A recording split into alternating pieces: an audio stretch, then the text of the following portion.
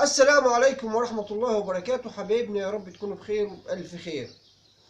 اللهم ارحم موتانا واشفي يا رب مرضانا. ولسه حضراتكم في الشهر الفضيل. النهاردة الجمعة، جمعة مباركة علينا وعلى حضراتكم. ولسه في تسالي وحكايات شهر رمضان المبارك.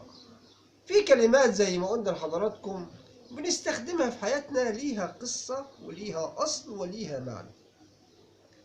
كنا حضراتكم اتكلمنا في فيديو قبل كده وشرحنا كلمة يا خراشي وأصلها. النهاردة عندنا كلمتين بنستخدمهم في حياتنا، ليهم قصة وليهم أصل.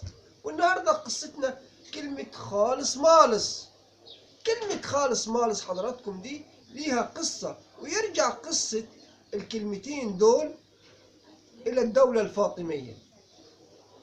كان الفاطميين حضراتكم يحيطين القاهرة بسور، كانت القاهرة محاطة بسور، وكان التجار يدخلون من أبواب هذا السوق لبيع تجارتهم، وكانوا يحصلون على صك يسمى خالص.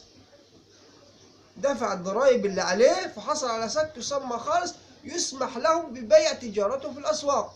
وكلمة مالص كان في بعض التجار الصغيرين وكانت الضرائب كبيرة جدا، فكانوا يمشون بجوار أصحاب التجارة الكبيرة، ولما يمسكهم الجنود يسمى مالص، أي تملص من دفع الضرائب، يعني ما دفعش اللي عليه.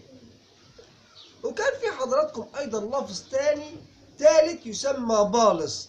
بالص يعني كان في بعض التجار برضه حضراتكم لا يملكون النقود، فكانوا يعطوا الجنود بلاصا عارفين البلاص حضراتكم؟ بلاصا من العسل، بلاصا من الجبن، ما إلى ذلك، يسمى بلاص، أي دفع ما عليه عن طريق أنه دفع بلاص من العسل أو الشمع أو الجبن وما إلى ذلك.